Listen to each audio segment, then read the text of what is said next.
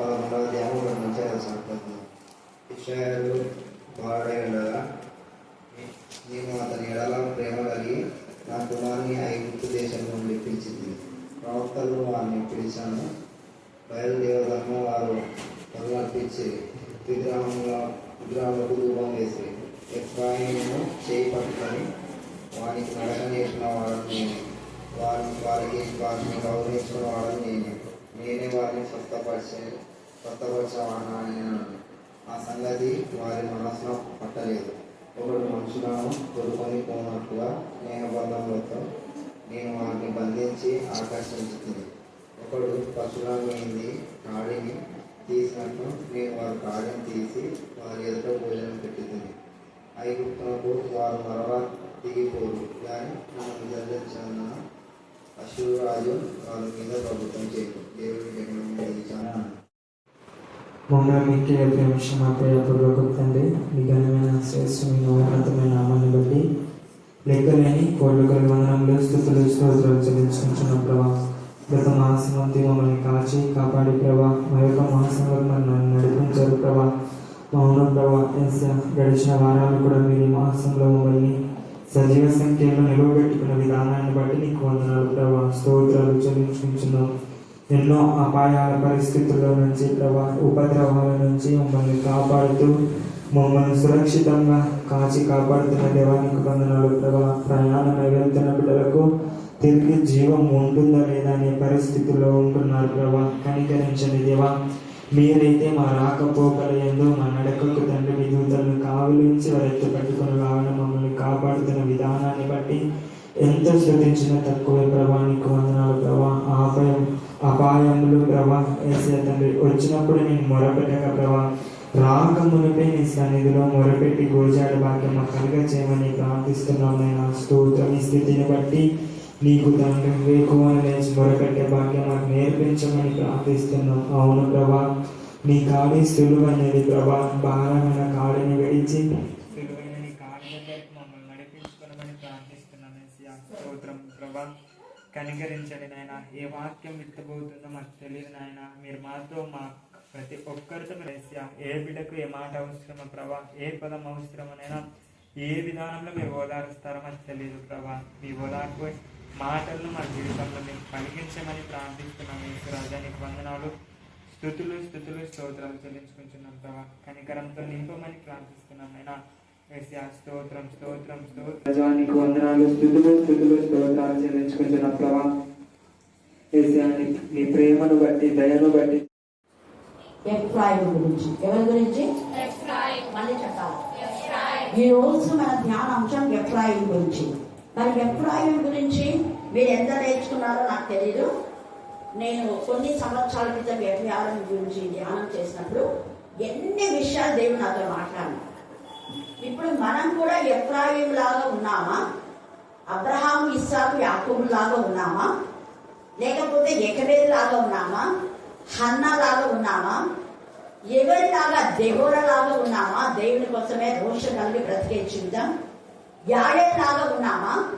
యాయేలు దేవుని కోసమై మరణమును తెగించి త్యాగం చేసి అపవాది అయిన సిసేరాను కన్నతలో మేకు పెట్టి గట్టిగా కొడుతుందాన్ని. చిన్న కొడితే వాడు పగిలిపోవడం కూడా పడుతుంది. ఇనుము లాంటిది. ఇనుప రథాలు 600 ఉన్నాయి. వాటి కూడా చాలా ఇది. అందుకని సిసేరాన్ని చంపడానికి మేకు పెట్టుకుని ఇట్లా ఉంటే వాడు చేస్తాడా? శక్తి లోపం లేకుండా కొట్టింది. అట్లనే అప్పవాది మన దగ్గర నుంచి పోవాలంటే ఎంత గట్టిగా నువ్వు దేవుడిని స్థితిలో అంతగా పోతుంది. కొంచెం అంటే కొంచెమే, ఇంకా కొంచెం ఇంట్లో ఉండదు. మనం పూర్తిగా స్థితిలో మన దరిదాపుల్లో గేట్ దగ్గర నుంచి భయపడి పోవాలి, పారిపోవాలి. దురాత్మలో ఆ గేట్ దగ్గర నుంచి అక్కడి నుంచి వెళ్ళిపోవాలి. లోపలికి రాకూడదు. అవి గేట్ దగ్గరికి వస్తే మన కేకలు వేసిన స్వరం దాని చెవులు గింగు పనికియాలి. అది స్థుతించడం అంటే. మనం ఇంట్లో కానీ ఇక్కడ కానీ ఎక్కడైనా నువ్వు ఇక్కడ స్థుతించినా దేవుని లెక్కలు ఉంటుంది. మీ ఇంటి దగ్గర గట్టిగా స్థుతించదే ఏ వాళ్ళు ఏమనుకుంటుందో ఇది మాకు అవసరం లేదు ఒకరి గురించి. ఎందుకంటే ఒక్కరి చూస్తున్నాను అనేది అసలు మైండ్ ఉండదు. నేను పరిశుద్ధాత్మతో పొందినప్పుడు ఇంకా గట్టిగా, ఇక్కడ ఇంకా చాలా తక్కువ అనుకున్నా. అప్పుడు ఇంకా చాలా గట్టిగా ఆ స్వరం చాలా లౌడ్గా వచ్చేది. 2-3 వీధుల మధ్య ఆ మైపులు లేదు. ప్రేర్ చేస్తా. వీధుల నుంచి మేడ మీద ఉన్నాయన దురాత్మ పట్టిన ఆమె మెట్లు దిగి మా యొక్క లోపలికి వచ్చి విడుచుకొని పడింది. మా ప్రార్థన మేము చేసుకుంటున్నాం. మా నాన్నకి ఏమి ఆమె అసలుపడింది. ఇప్పుడు ఆమె నీళ్ళకి వచ్చింది బాగానే. మా ఇంట్లో ఒక వెళ్ళింది, చిన్నదేది బావి, కానీ 24 hours నీళ్ళు ఉంటాయి. ఎప్పుడు తెచ్చి మాట్లాడు ఉంటాయి, ఎక్కడి నుంచి వచ్చినా మాకు తెలియదు. అదంతా రాసి పెట్టాలి. బంగారు బొమ్మ, బంగారు పేట అంటే బంగారు బొమ్మ, మోకాళ్ళలోనే ఉంటాయి నీళ్ళు. ఎప్పుడు ఉంటుంది, ఫ్రెష్ వాటర్ వస్తాయి. కొలాయి నీళ్ళు కూడా అంత ఫ్రెష్ కావాలి, అంత వస్తుంది. ఆమె ఏమి నీళ్ళకి వచ్చి పడిపోయిందా అని మా నాన్న అనుకున్నాడు. తర్వాత వేరే వాళ్ళని పిలిచి మేము ట్రైన్ చేస్తున్నాం, ఇంకా ఎవరినో పిలిచి ఆమె ఎందుకో పడిపోయింది కూడా మేము లేవలేదంటే అంటే ఆమె గట్టిగా కేకలేసి ఆమె నన్ను అగ్నిగుణంలో వేస్తుంది, ఆమె నన్ను అగ్నిగుణంలో వేస్తుంది. మా నాన్నకి అర్థం కాదా, ఆమె ఏమంటే ఎవరు అనుకున్నాడు. తర్వాత ఆమె వెళ్ళిపోయిన తర్వాత మా నాన్న బాగా చూడాను, ఏంది బాబా నేను ఊరుకుంటుంటే అంత గట్టిగా నాకు ఆన్ చేస్తుంది అంటే నాకు తెలియదు అన్న. వితౌట్ మై నాలెడ్జ్ నేను ఎట్లా చేసుకునే మా నాకే తెలియదు అన్న. ఫస్ట్లో పరిశుద్ధాత్మ గురించి మా నాన్న కొన్నిసార్లు వచ్చినాడు కూడా. అక్కడంతా హిందువులు ముస్లిమ్స్ వాళ్ళు ఏమనుకుంటారంటే నాకు తెలియదు, వాళ్ళు ఏమనుకున్నా నాకు అవసరం లేదు అన్నారు. తర్వాత వాళ్ళు మారారు, మా నాన్న కూడా దేవుడు మాట్లాడారు. అదే ఆమె స్వరం కాదు, మా స్వరము. ఆమె శక్తి లోపల లేకుండా నన్ను గణపరుస్తుంది. మీరు కూడా ఆటంకం చేయడం స్వయా నా తండ్రి అయిన దేవుడే మా నాన్నతో రాత్రి వేళ 12 గంటలప్పుడు మాట్లాడితే నాకు తలుపు తట్టాడు. నేను ప్రార్థనగా ఉన్నా, బేబీ తలుపుదే అన్నాడు. ఏంటి అనుకున్నా, నాకు తల పగిలిపోతుంది. వచ్చి ప్రేయర్ నాకు ప్రార్థన చేయను. మా అన్న పెద్దన్న చిన్న మా చెల్లి అందరూ నాకు, ఇంకా మా అర్థం కూడా వచ్చింది. కానీ ఎవరితో మాట్లాడింది నాకు ప్రేయర్ చేయమన్నా. నేను చేసిన తర్వాత చెప్పాను నాకు దేవుడు. అప్పటి నుంచి అంటే 1 year నేను చాలా చెప్పాను అక్కడ శుద్ధాత్మ ఉంది కదా. 1 year ఎవరు పడితే ఎవరు ఏమేమో మాట్లాడినా, బట్ నేను తప్పు మాట్లాడితే నాలో లోపం. కానీ పరిశుద్ధాత్మ అలా మాట్లాడించినప్పుడు అది దురాత్మ పోయిందాన్ని, కానీ దురాత్మని నాకే తెలియదు. అలా అనేక మందికి దురాత్మ పోతుంటే అప్పుడు అందరు నోరు చూస్తున్నారు. ఇక్కడ కూడా మొదట మనం పెట్టినప్పుడు గట్టిగా అంటున్నారా అన్నారు, మీకు అందరు నోరు చూస్తున్నారా? హల్లెలూయా. ఎందుకు నేను చెప్తున్నానంటే నువ్వు ఎంతగా స్తుతిస్తావు అంత అసలు. ఇక్కడ ఎఫ్రాయిము ఎంత స్తుతించాలో దేవుని, అసలు ఎంత ఇదిగా యాకోబు మనం చూస్తే చాలా యుక్తిగా ఎఫ్రాయిమును ఆశీర్వదిస్తాడు. మనం చూస్తే ఆదికాండం 48వ అధ్యాయం 13వ వచనం చదవండి. ఆదికాండం 48వ అధ్యాయము. యోసేపు ఇశ్రాయేలు ఎడమ తట్టున తన కుడి చేతిని ఎఫ్రాయిముపై. ఇక్కడ ఆమె సరిగ్గా చదివేస్తుంది. ఇక్కడ ఏంటంటే టాపిక్ నేను చెప్తాను, మీరు చదువుకోండి. యోసేపు తన 2 కుమారులను తీసుకొస్తాడు. నాన్న వీరు నాకు ఈ దేశంలో ఇచ్చినారు కాబట్టి ఈ ప్రాంతంలో దేవుడు నాకు ఇచ్చిన 2 కుమారులు, వీళ్ళిద్దరిని ఆశీర్వదించు అని యోసేపు 2 తీసుకొచ్చి ఏమని చేస్తాడు, కుడి వైపేమో మనష్యను పెడతాడు, ఎడవైపేమో ఎఫ్రాయిము పెడతాడు. కానీ చెప్పాడు, వీడు పెద్దోడు చూడు, వీడు చిన్నోడు చూడు. మనష్షే వీడి పేరు, పెద్దోడి పేరు, చిన్నోడి పేరు ఎఫ్రాయిము చెప్తాడు. పెడితే ఇశ్రాయేలు ఏం చేస్తాడంటే ఇది పెడతాడు. అంటే ఈ పక్క ఎడం చేయి వైపు పెద్దలు పెడతాడు, ఈ యొక్క చిన్న పైన కుడి చేయి పెడతాడు. ఆశీర్వాదం అయిపోయినాక ఆశీర్దిస్తున్నాడంటే కళ్ళు మూసుకుంటాడు. చూసేసరికి కుడి చేయమ ఎఫ్రాయిం పైన ఉంది, ఎడమ చేయ మనష్షే అయిపోయింది. నాన్నగారు ఏంటి అలా చేశారు మీరు, వీడు జ్యేష్ఠపు బ్లెస్సింగ్స్ వీడికి కావాలి కదా అన్నాడు. అంటే వాడి బ్లెస్సింగ్స్ వాడికి ఉంటాయిలే, కానీ నేను ఆశీర్వదిస్తున్నాను. దేవుడు కూడా యాకోబు ఎప్పుడైతే ఎఫ్రాయింను ఆశీర్వదించాడో చాలా ఆశీర్వదించాడు. ఎఫ్రాయిం ఎలా ఆశీర్వదించాడు అంటే ఇక్కడ రాయబడి చూడండి. ఇశ్రాయేలు బాలుడై ఉండగా నేను అతని ఎడల ప్రేమ కలిగి నా కుమారుని ఐగుప్తులో నుండి పిలిచి తిని, ప్రవక్తలు వారిని పిలిచినాను. ప్రవక్తలు కూడా పిలిచారు, దేవుడు పిలిచాడు, ప్రవక్తలు పిలిచారు. దేవుని మాట విన్నా, ప్రవక్తల మాట విన్నారు. ప్రవక్తల మాట వినకున్నా దేవుని మాట మనం వింటున్నారా అంటే వినలేదు. అందుకనే ఏం చేస్తున్నాడు చూడండి, వాళ్ళు బయలు దేవతకు వారు బలులు అర్పించింది, విగ్రహంలకు ధూపం వేసిరి. అప్పుడు దేవుడు ఎంత బాధపడుతున్నాడు. ఈ మధ్యాహ్న కాల సమయంలో నువ్వు బయలకు ధూపం వేయకపోయినా, విగ్రహారాధన చేయకపోయినా, దేవుని స్తుతించవలసిందిగా స్తుతించకపోతే, ఆరాధించవలసిందిగా ఆరాధించకపోతే అది కూడా పాపమే అని వాక్యం. దేవుడికి ఇవ్వాల్సిన ఘనత మనకి ఇవ్వకపోతే పాపమే. అందుకే నేను తండ్రిని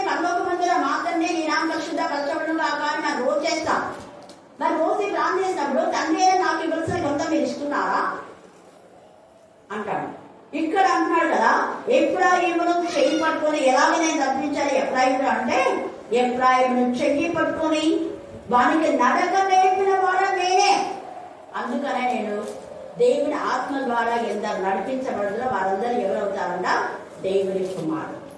దేవుని ఆత్మ ద్వారా మనం నడిపించబడుతున్నప్పుడు నడక సరిగా నడవని వాళ్ళను నడిపించాలి. నడక నేర్పిన వాళ్ళను అనేది అనలైజ్ చేసుకో. నేర్పడం అంటే తొందరగా నడుస్తుంటే ఇలా నడవకూడదు అని మనం చక్కగా నడిపించే జీవితం.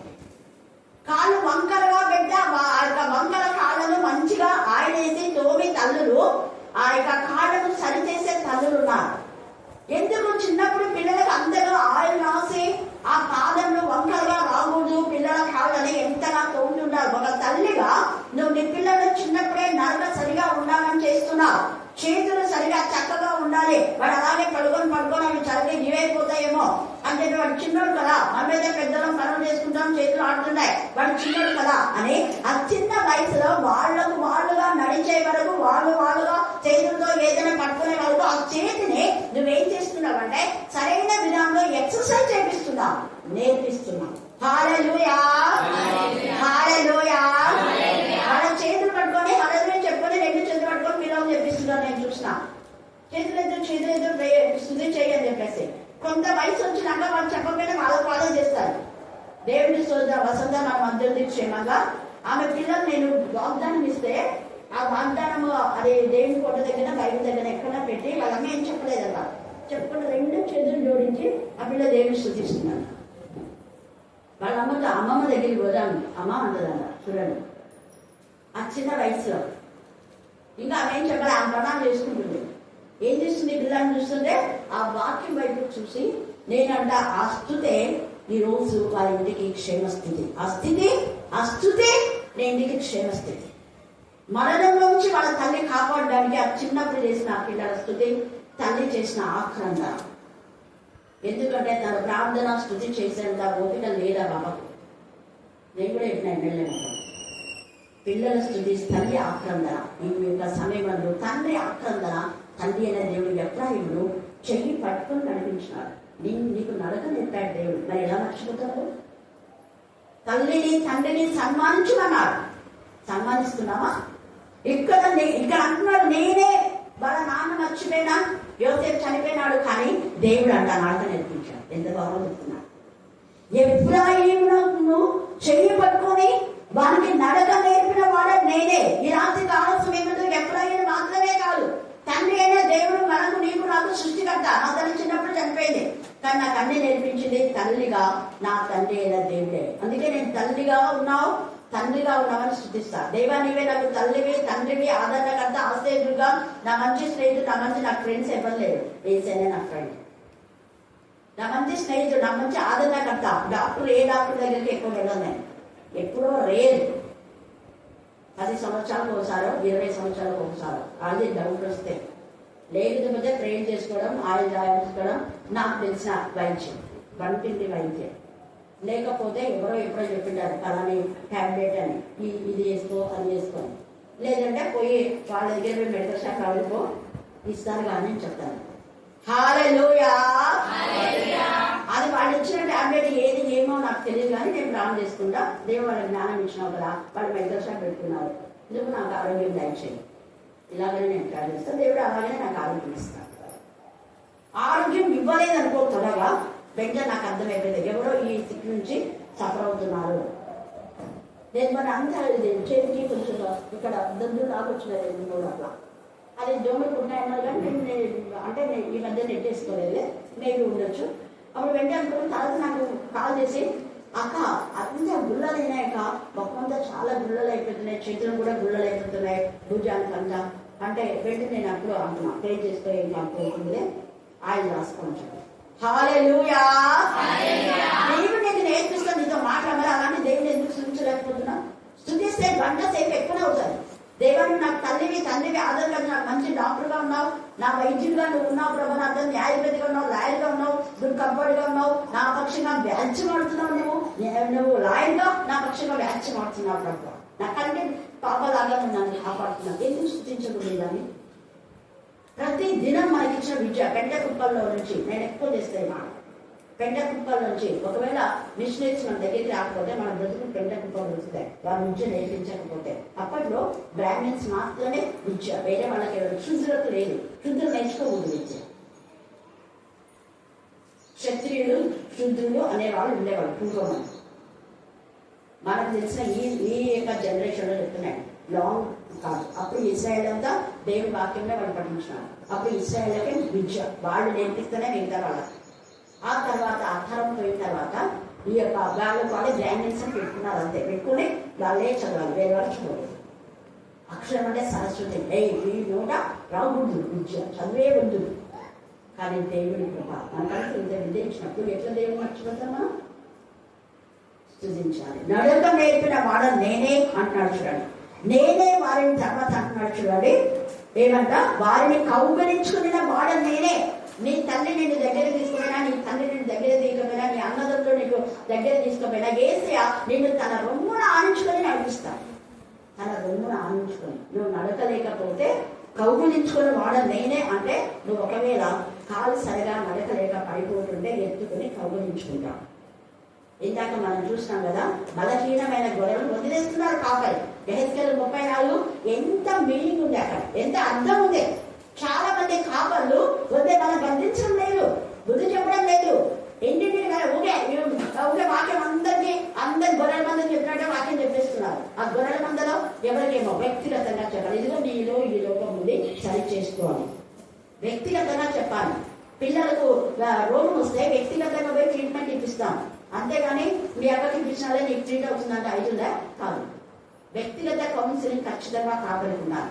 ఏ బలహీనమైన గొర్రె ఉంటే దానికి బలమైన ఆహారం పెట్టాలి. బలంగా ఉంటే నువ్వు కొంచెం తగ్గించుకోను, లేకపోతే పెద్దగా అయిపోతే ఇంకా లావు అయిపోతే ప్రాబ్లం అని చెప్పాలి ఖచ్చితంగా. ఎందుకంటే చిన్నప్పుడు ఒక కొడుకు ఒక బిడ్డని ఇష్టానుసారంగా తిరిగిపెట్టి లావు అయిపోతారు. అక్కడ లావు అయినాడు, ఒకటే దిగులు చేసినాడు, లావు అయినాడు, ఈ పిల్ల ఒకటే ఏడుస్తుంది. ఎవరు చూడు ప్రపంచం చూస్తే లావు లావు లావు అంటున్నారు. ఇవన్నీ నాకు ప్రేర్ రిక్వెస్ట్ వస్తాయి కాబట్టి ముందే నేను అంటా, ముందే ఎందుకు కొవ్వు బట్టేలా పెట్టాను మీరు అన్నా. వాళ్ళు ఏమని అనుకుని ఇట్లనే అన్నాను, ముందరే కంట్రోల్ చేయొచ్చు కదా. చిన్న వయసులోనే పళ్ళు ఉడిపోతున్నాయి. చాక్లెట్ తింటే తెలియజేయాలి, డబ్బులు ఉంటాయి, చాక్లెట్ వాడు ఏం కొనుక్కుంటారు. ఆ బయటవి తిని వండాలని నంచుకున్నారు.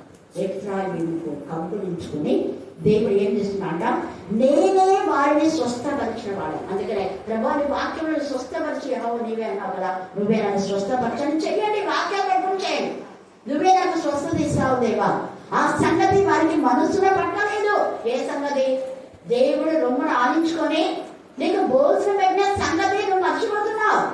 నీ మైండ్ లో నీ యొక్క మనస్సు దేవుడికి మహిమకరంగా మారేలాగా నేను వాక్యం చెప్పిస్తుంటే, ప్రవక్తను పంపించి, దేవుడి బిడ్డను పంపించి నీకు ఇంతగా వాక్యాన్ని బోధిస్తే నీకు ఏమాత్రం కూడా మనసు పెట్టట్లేదు.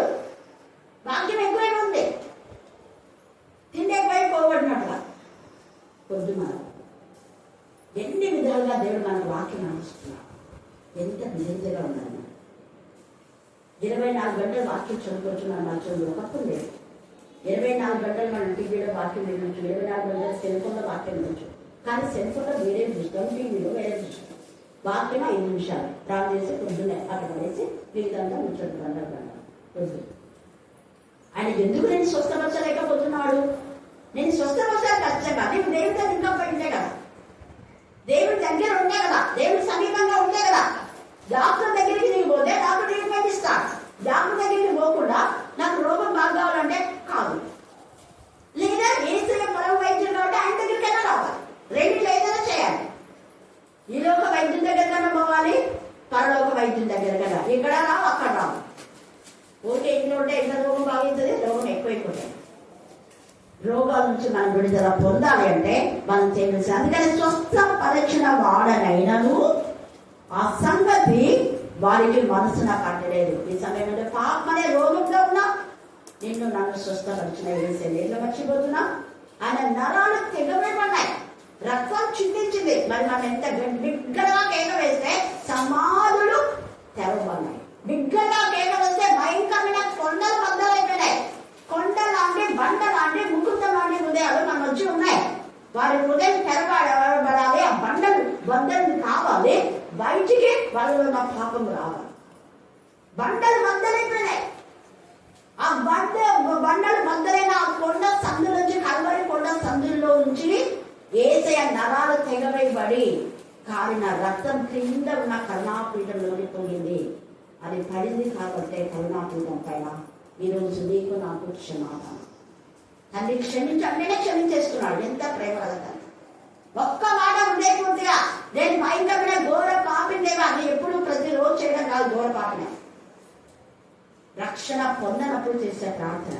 ప్రతిరోజు నేను పందిని కుక్కని ప్రపంచం ఎంతవరకు ఆ యజమాడు పందిని శుభ్రం చేస్తాడు, దీని బట్ట అంతేనే బుధంలోనే అవుతుంది. అందుకే అంటాడు అన్యాయం చేయడం అన్యాయమే చేయడం.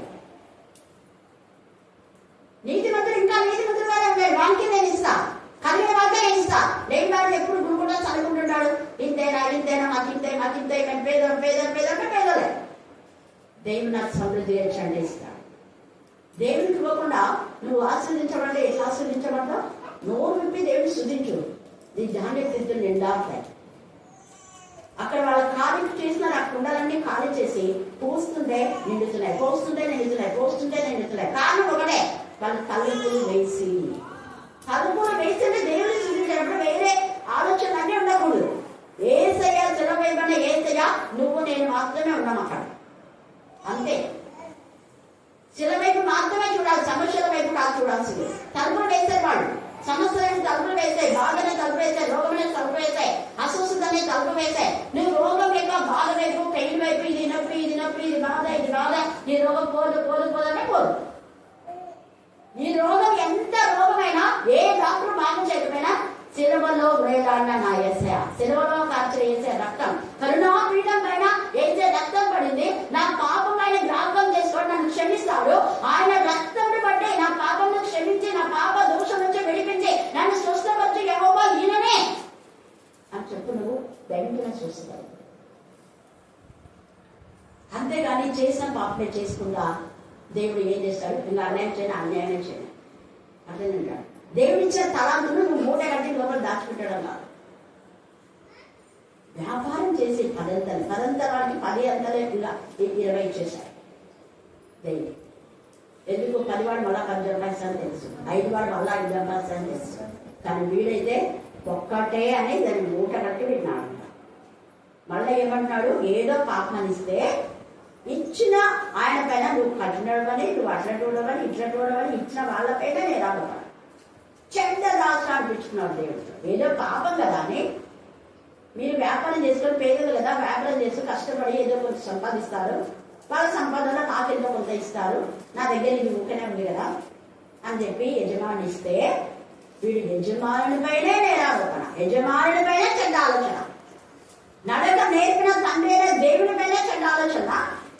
స్వస్థపరిచిన దేవుడి పైననే విసుగుదలనా? కనికరించిన దేవుడి పైన మనం విసుకుంటున్నావా? దేవుడి సన్నిధికి సంతోషంగా మనం వస్తున్నావా? స్వస్థపరిచిన వాడు నేనే అంటున్నాడు. ఆ సంగతి నువ్వేం చేసినావు? మనసును పెట్టలేదు. ఒకడు మనుషులను తోడుకొని పోయినట్లుగా స్నేహ బంధములతో, స్నేహ బంధం అంటే స్నేహితులు ఏం చేస్తారు చెప్పండి? స్నేహితులు నడిచేటప్పుడు ఏం చేస్తారు చూడలేదా? ఇప్పుడు స్నేహితులు ఇలా చేయి వేసుకొని పోవాలా, మరి లేదంటే ఇలా చేయి పట్టుకున్నా పోతుంది. 2 ఫ్రెండ్స్ ఉంటాయి, ఖచ్చితంగా చేయి వేసుకుంటారు. చేయి వేసుకుని అలాగా తండ్రి అయిన దేవుడు నీ పక్కన నీ చెయ్యి ఇట్లా పట్టుకొని, నా బిడ్డ నాకు చూడన్నా అక్కడ వీళ్ళు గడప అక్కడంతా వీళ్ళు బట్టలు ఉంచుతానిక అవన్నీ పెట్టినారు. సిమెంట్ వేసినారు చూడమ్మా, అర్థం ఇట్లా ఆ మధ్యలో ఈ పక్క సిమెంట్ వేసినారు, ఈ పక్క గట్లు పట్టినారు, ఇదిగో ఈ పడించారు. చెయ్యి పట్టుకొని దేవుడిని ఆడిస్తాను. ఎంత ప్రేమ కడతాను. ఇదిగో ఇక్కడ గుంతలు ఉన్నాయి జాగ్రత్త, ఇక్కడ ముందు ఉన్నాయి జాగ్రత్త. వాటిని దాటుకుంటూ వెళ్ళిపోయే రోజు కృష్ణులాగా పుష్పించే చిత్రం నిర్మిస్తాను. అప్పవారు ఎన్నో కుర్చులు ఎన్నో తెస్తారు. నువ్వు మరణం వరకు నేను బాధ పెడుతుంది. వాడి పని అదే, వాడి పని బాధ పెట్టడమే, టార్గెట్ చేయడమే వాడి పని. మనం దేవుడిని స్తుతిస్తూ ఉంటే మనం ఇంకా నలగొని మనం పలకొండరు అంటే స్తుతించకుండా చెయ్యాలని వాడు బాధ తీసుకొస్తాడు. మనం ఏం చేస్తున్నాం? బాధ వైపు చూస్తున్నాం కానీ స్తుతించడం మారిపోయినాం. గతంలో ఎన్ని మేలు చేసినా అది మర్చిపోతున్నాం. మనం ఏం చేయాలి? అది పెట్టిన బాధ వైపు చూడకుండా దేవా నన్ను ఎన్ని మేలు చేసే ప్రభావాన్ని స్తుతించాలి. అది దేవుడిని మనం స్తుతించినప్పుడు ఎంతగా ఇక్కడ ముందు ఇంత స్థలం ముందు జరగాలంటే జరగాలి. రండి ముందుకు రండి. కాబట్టి సమయమందు మనం ఎంతగా దేవుని స్తుతించాలి. ఇక్కడ చూడండి, నీ మనుషుని ఒక ఫ్రెండ్ని ఎలాగో నేను తీసుకొని వస్తాడో అలా స్నేహ బంధంతో బైక్ మీద పోయేటప్పుడు అసలు స్నేహ బంధంతో పవన్ పెట్టుకొని పోతున్నాడు. బైక్ మీద కూర్చున్నాళ్ళలో నాకు చేయి పట్టుకో, లేకపోతే వెనకాల తెచ్చి పట్టుకో అంటాడు. స్నేహ బంధంతో అసలు దేవుడిని మోసుకొని పోతున్నావు.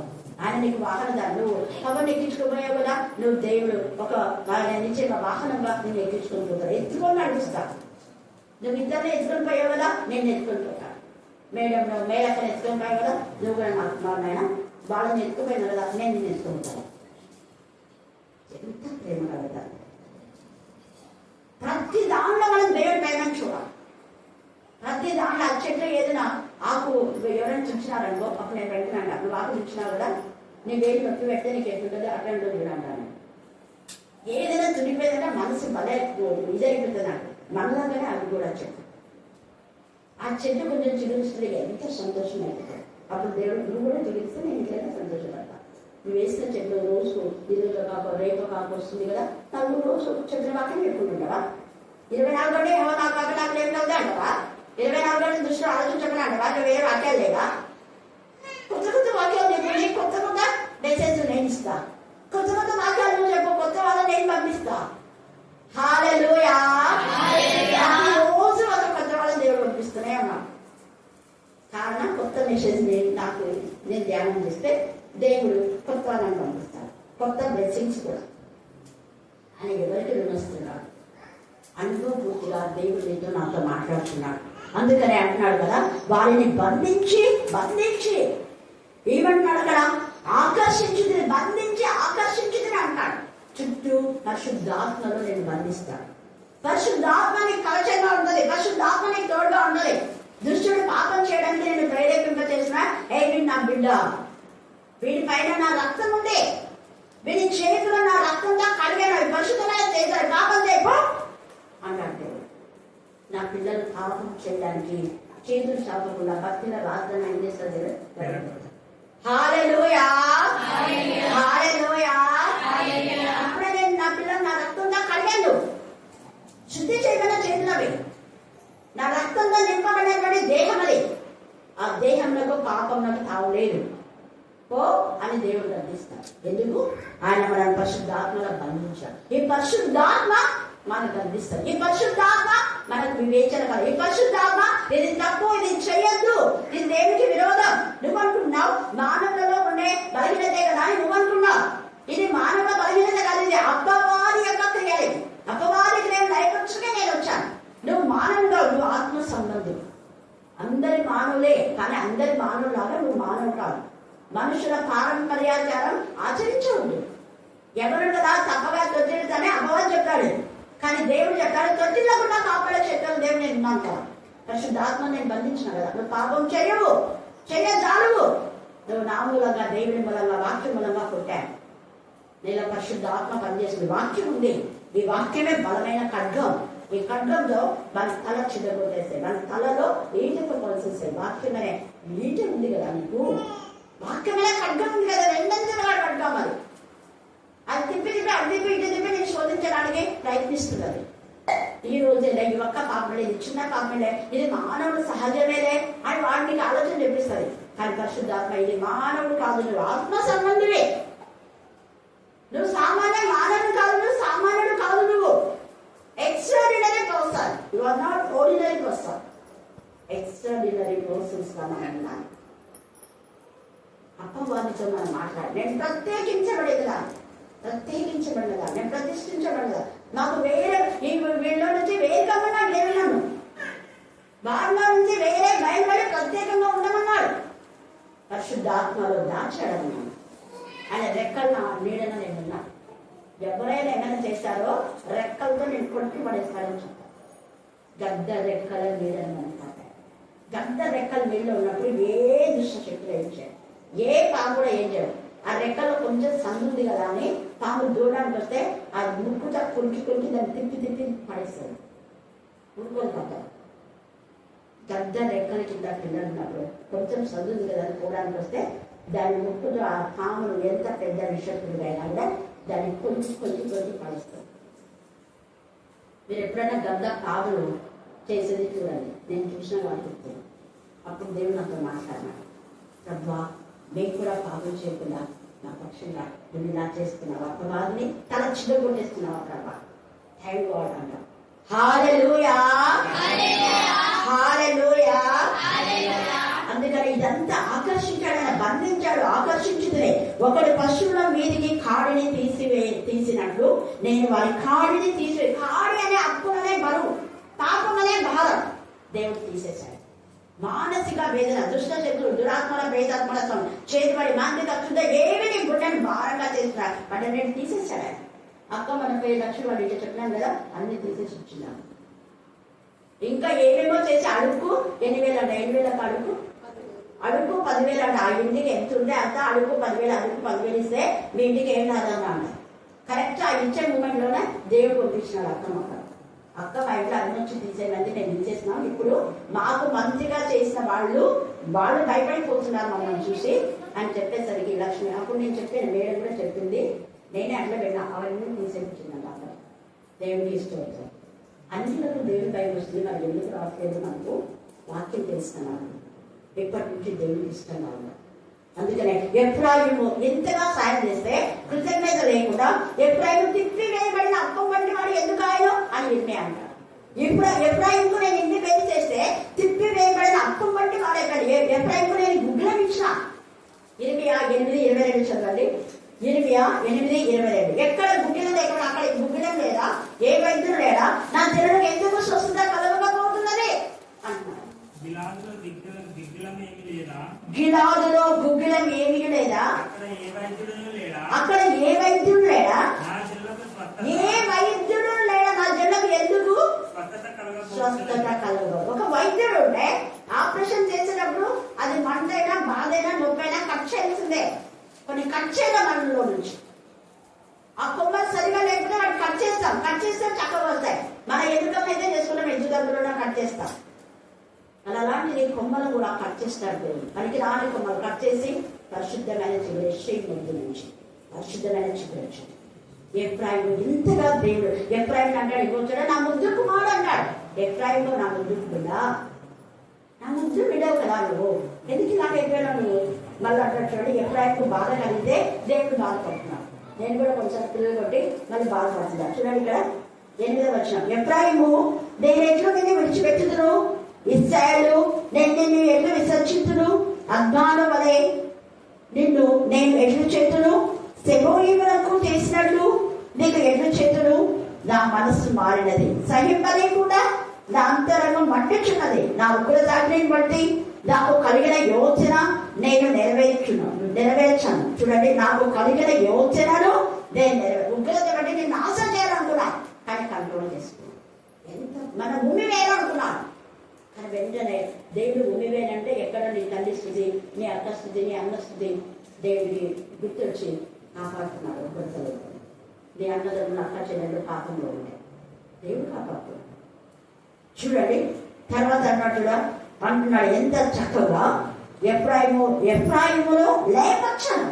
నీ పిల్లలు కూడా దేవుడు లయపరచాడు. వాళ్ళు పాపం చేస్తున్నారు, దేవుడు కోపడుతున్నాడు, శిక్ష ఇస్తున్నాడు, కానీ లయపరచాడు.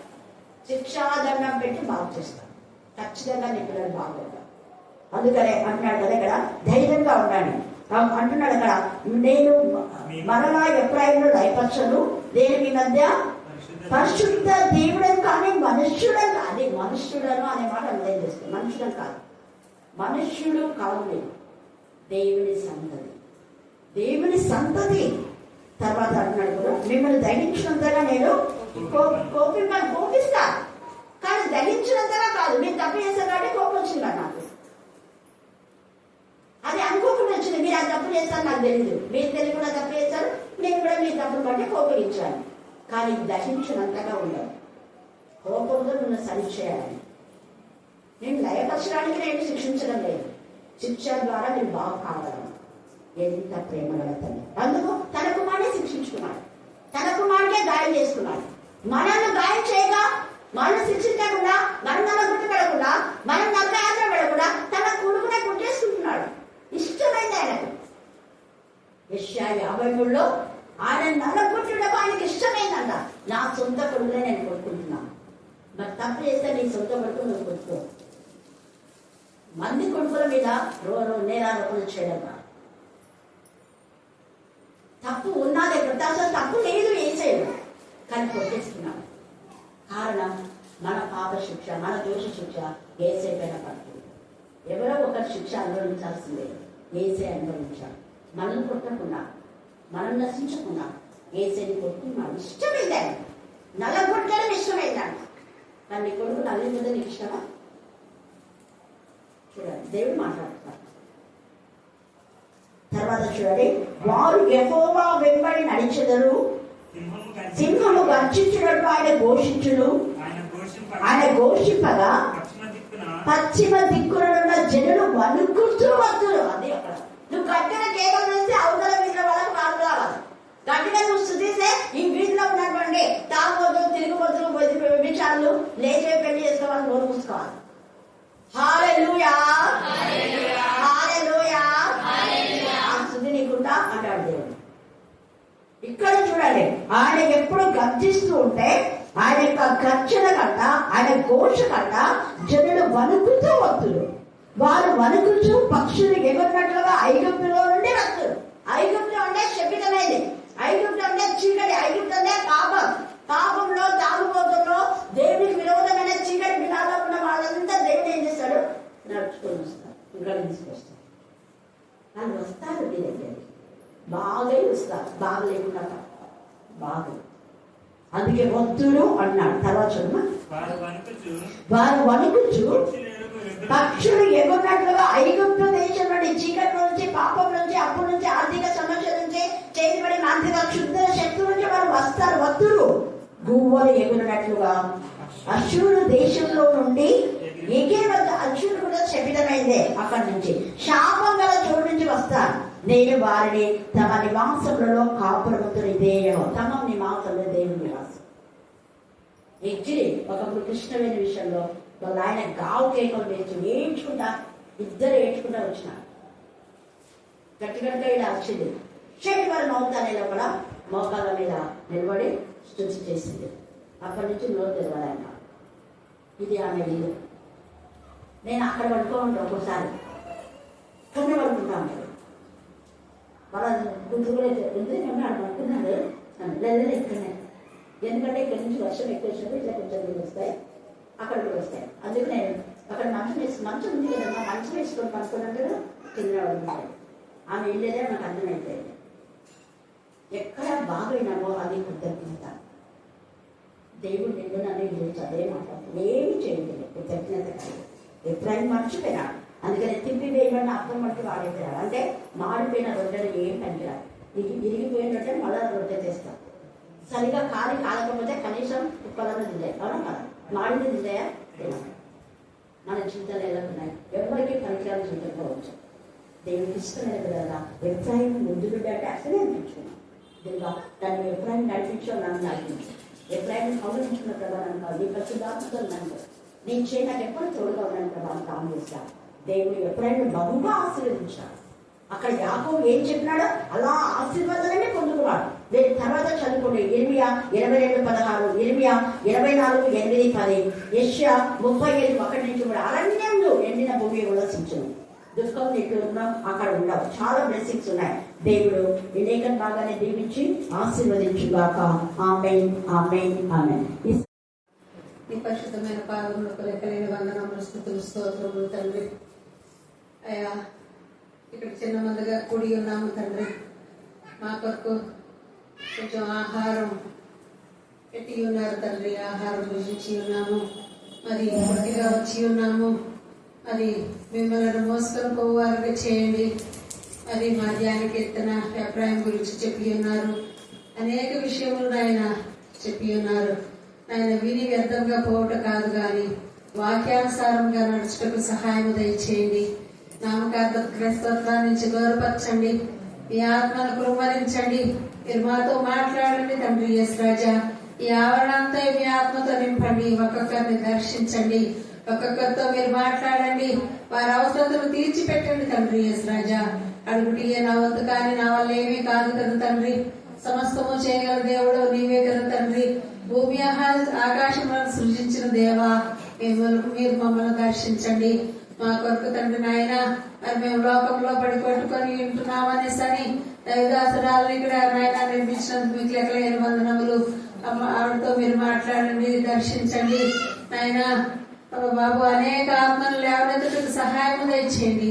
మీరంటే తెలియక అనేక మంది ఉన్నారు తండ్రి, ఇంకా తండ్రి వారికి కూడా మీరే నిజమైన రక్షకుడని తెలియజేయండి. ఎస్ రాజా నాయన, వచ్చుట వెళ్ళుట కాదు కానీ తండ్రి నాయన మేము రోజు రోజుకు అంచెలంచెలుగా మీ సన్నిధిలో ఎదుటకు సహాయం దయచేయండి తండ్రి. మేము ఇంకా అధికారుల అనుభవంలోనే ఉన్నాము తండ్రి. మాకు లోతైన అనుభవం మాలో పెట్టండి అయ్యా. ఎస్ రాజా, ఈ దినం అనేకమైన విషయాలు నాయన మరి విని ఉన్నాము తండ్రి నాయన. వాక్యాన్ని బట్టి నాయన నడుచుకుంటూ సహాయం దయచేయండి. దైవదాసరాలు జ్ఞాపకం చేసుకోండి. ఆవిడ అవసరతలు ఏమైనాయో మాకైతే తెలియదు తండ్రి, మీకు తెలుసు కదా తండ్రి. సమస్తము చేయగల దేవుడు తండ్రి, చేయండి అయ్యా.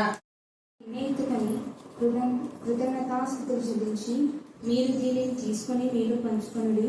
ఇక మీదట దేవుని రాజ్యం వచ్చే వరకు నేను ద్రాక్షరసం త్రాగనని మీతో చెప్పుచున్నాను. నేను పిమ్మట ఆయన యొక్క రొట్టె పట్టుకొని కృతజ్ఞతాస్తుతులు చెల్లించి దాన్ని విరిచి వారికిచ్చి, ఇది మీ కొరకు ఇయ్యబడుచున్న నా శరీరము, నన్ను జ్ఞాపకము చేసుకున్నటకు దీనిని చేయుడని చెప్పాను.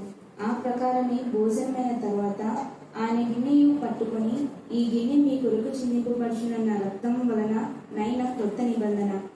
ఇదిగో నన్ను అప్పగించు అని చెయ్యి నాతో కూడా ఈ బల్ల మీద ఉన్నది. నిర్ణయింపబడిన ప్రకారము మనుష్య కుమారుడు పోవచ్చున్నాడు కానీ ఆయన ఎవరి చేత అప్పగింపబడుచున్నాడో ఆ మనుషునికి శ్రమ అని చెప్పాను. ఎందుకంటే ఇప్పుడు బాగుంది, బాగా ఆడుతుంది అని చెప్పినాడు డాక్టర్ అమ్మ. అందుకే క్షమించాను. అక్కడికి వచ్చి చెప్పాలనుకున్నావా, నేను రాలేదు. ప్రేమ గల దేవ పరిమోహన పరచి జీవనాల తండ్రి వదనాలు ప్రభావ స్వస్థం తండ్రి నన్ను క్షమించండి ప్రభావ. తండ్రి నాన్న, అవును తండ్రి, ఇంత గొప్ప మేలు చేసిన నా దేవా నా తండ్రి ప్రభావ. ఎందుకంటే తండ్రి రక్తంతో తండ్రి ప్రభావ బ్రెయిన్ అంటే చాలా అన్నిటికంటే చాలా డేంజర్ అంట తండ్రి ప్రభావ. తండ్రి అక్క ఎంతగానో ప్రేమించిందని ప్రభావ ప్రార్థన చేసినందుకు తండ్రి ప్రభావ. డాక్టర్లు బాగు చేయలేదు కానీ అక్కనే తండ్రి ప్రార్థనలో ఉన్న రక్తాన్ని ప్రభావ కరిగించింది. అక్కతో ఆచరించుకుంటున్నాము. అవును తండ్రి ప్రభావ, నేను వచ్చిన వారం తండ్రి ప్రభావ, నేను తండ్రి ఎవరి తండ్రి ప్రభావ, ఏ కుటుంబంలో ప్రభావ నేను టెట్టు తండ్రి ప్రభావ, నేను టీచర్లు పరీక్షలు రాస్తున్నా జీవించబాగా దయచేతండి ప్రభా. ఇంకా ఏ పరీక్షలు రాసినారు తండ్రి ప్రభా. తండ్రి ప్రతి ఒక్కరు ప్రభా నేను కరోనా పీఠ కాడికి వచ్చి నాన్న. అవును తండ్రి ప్రభా, ఎందుకంటే ప్రభా నాన్న ఈరోజు ఈ దినంలో తండ్రి ప్రభా నా గురించి ప్రభా తండ్రి సాక్ష్యం చెప్పుకుంటున్నాను తండ్రి ప్రభా. అవును తండ్రి ప్రభా, ప్రతి ఒక్కరు వచ్చిన వారందరినీ ప్రభా నీ స్థానికి ఆధారాలు ఉంచుకో ప్రభా. అవును తండ్రి ప్రభా, నేను నీ రక్తంతో తండ్రి ప్రభా, దారాల రక్తంతో ప్రభు ప్రతి బిడ్డను కడిగిన దేవుడు తండ్రి ప్రభా. అవును తండ్రి ప్రభా, ఎంత వ్యాధి అయినా తండ్రి నీకు అసాధ్యమైనది ఏది లేదు తండ్రి ప్రభా. అవును తండ్రి, నీకు అసాధ్యమైనది లేదు తండ్రి ప్రభా. మన తండ్రి డాక్టర్లు మనుషులు అందరూ స్టేట్మెంట్స్ ఇచ్చారు ప్రభా నాకు నేను లేదా బతకడానికి. కానీ అక్క మాత్రం ఏం కాదు అనేది బాగుంటాడని అక్క ప్రతి